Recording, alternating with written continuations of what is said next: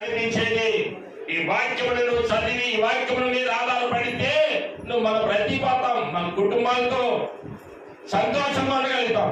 స్తోత్రం. లేదు, నా తల్లిదండ్రులు మార్చలేపారు, నా అన్నదమ్ములు మార్చలేపారు, అలాగే నా బంధువులు మార్చలేపారు. నా జీవితాన్ని నన్ను బ్రతికించేవాడు యేసుక్రీస్తు తప్పితే ఎప్పుడు కూడా బ్రతికించలేదు. ఎన్నిసార్లు తిరిగాను. ఆంజనేయ స్వామి గుడి చుట్టూ 4 రోజులు ప్రదర్శన చేశా. నా చెన్నైలో బాజీ దర్గా చుట్టూ 4 రోజులు ప్రదర్శన చేశా. రామచంద్ర గుడి చుట్టూ దాదాపు 7 వారాలు ప్రదర్శన చేశా. యాడల్ గుడి చుట్టూ 4 రోజులు ప్రదర్శన చేశా.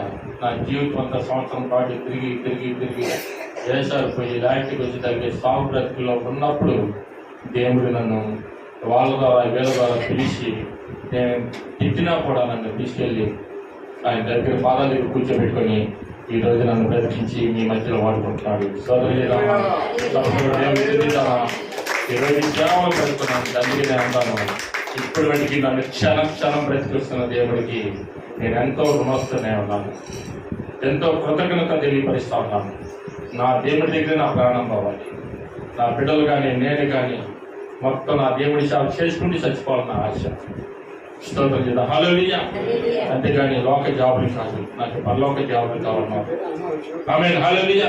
అంటే ఏంటంటే ఇక్కడ సంవత్సరం మొదలుకొని సంవత్సరం అంత మటుకి తన ఎలా ఉండాలట?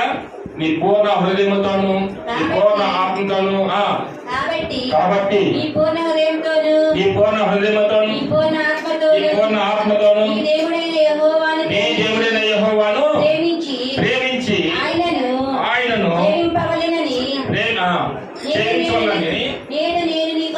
నేను నీకు ఆజ్ఞలను మీరు జాగ్రత్తగా విని ఈ దేశమునకు వర్షమును అనగా తొలకరి వానను కడవరి వానను. ఇదే కాలంలో 15వ అధ్యాయము 5వ వచనం. కావున నేడు నేను నీకు ఆజ్ఞాపించుచున్న ఈ ఆజ్ఞలన్నింటినీ అనుసరించి